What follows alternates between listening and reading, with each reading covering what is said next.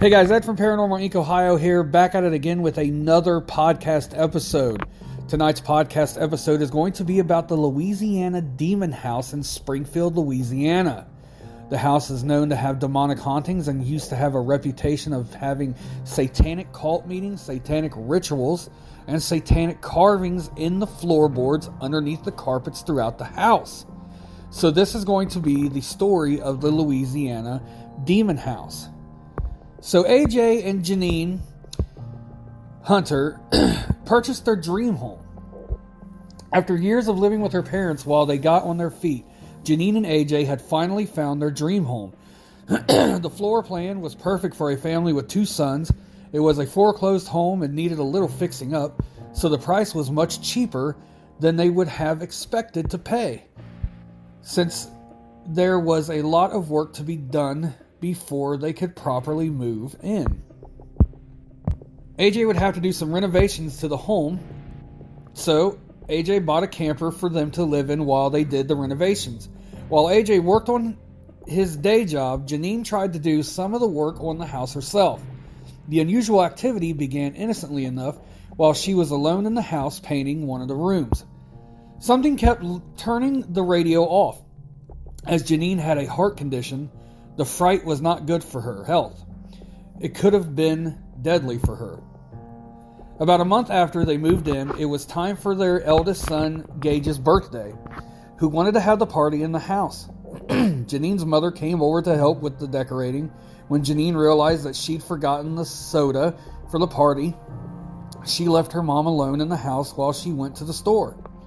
Janine's mom heard something else in the house with her, which caused her to flee. Janine had never seen her that frightened, but there was no sign of anything else there. AJ thought Janine's mom had just been watching too many horror movies on TV lately. One night, Janine was in the kitchen washing dishes when things started getting strange. A gust of ice-cold air on her neck turned into something she could not see poking her, which caused her to drop a dish. Her heart was racing, and that was enough to cause her heart condition to kick in. Out of nowhere, something yanked her hair. Janine sprinted out of the house, but left her heart medicine behind. She had to quickly dart back into the kitchen to retrieve it. When she told AJ what had happened, he thought the incident was all due to her being home alone in a large old house that was still new to her.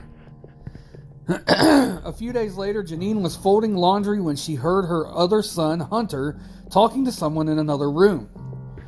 She could see Gage outside playing, so who could Hunter have been talking to? She slowly approached the doorway where Hunter was playing and asked who he'd been talking to. Hunter said he'd been talking to his friend. When Janine asked what his friend had said, Hunter told his mom that he said that he had to be a friend himself, otherwise the friend would hurt his mother. Janine was floored, but tried her best to hide how frightened she was from her sons. When it came time to get the winter clothes out of the attic, Janine called her father for help. While he was there, he witnessed a rosary on the door handle swing like a pendulum, and then stop cold dead in its tracks. Within moments, a giant stomping sound filled the house. Pictures fell from the walls, plaster rained down from the ceiling. But there was nothing either of them could see to be causing it. Janine's father yelled at the presence to show itself, and it certainly did. Janine ended up with 3 deep claw scratches on her back. Janine sent the kids to stay with her parents for a couple of days. She showed AJ the marks, but he thought she must have brushed against a couple of nails while working on the house. It wasn't until a door near him opened and slammed shut by itself that AJ began taking Janine's claims seriously. AJ thought that perhaps hanging some crosses and other religious items around the house might calm the spirit. So he and Janine went to work. She brought her Bible with them from room to room. When they reached the door in the kitchen, she put the Bible on the kitchen table.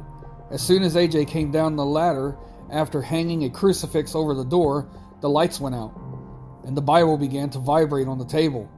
They sprinted out of the house when the Bible slammed shut. Believing they had a ghost in the house, Janine thought perhaps a cassette recorder might pick up something. Mustering all of her courage, she ran into the house, put a recorder onto the kitchen table, and ran back out. A half hour later, she ran back in to get it.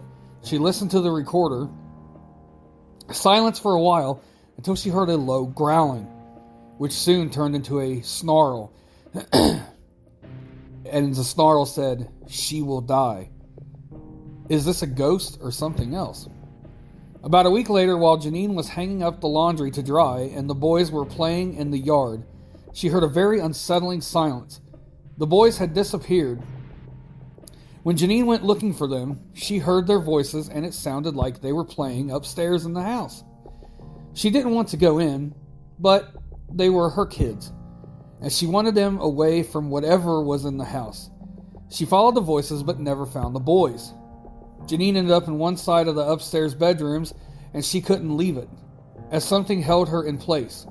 It slowly lifted her from the floor and then pinned her down.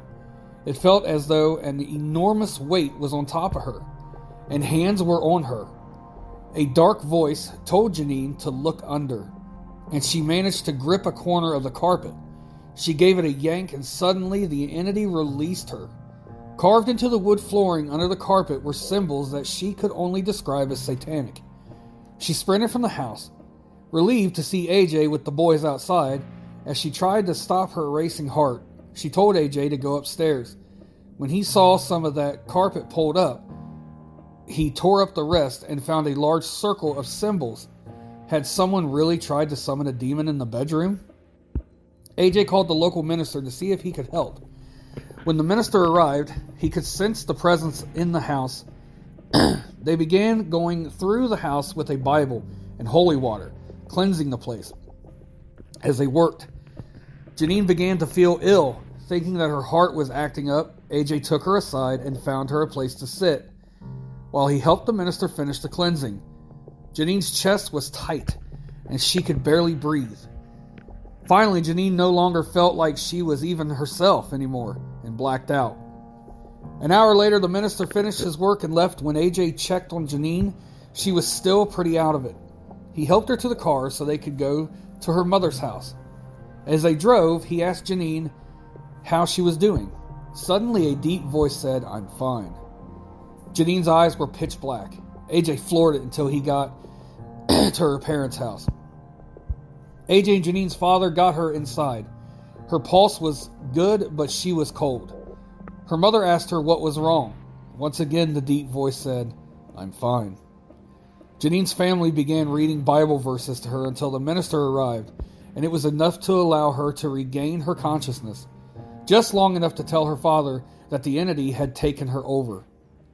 When the minister arrived, he immediately knew that the demon was inside Janine. While AJ and her father held Janine down, the minister performed an impromptu exorcism. It was a battle, but eventually Janine regained control, and the entity was gone.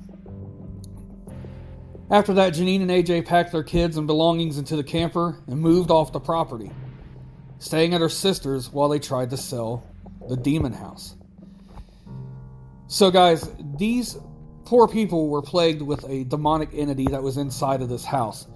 Now, this is why I always say to be extra careful with the things that you do.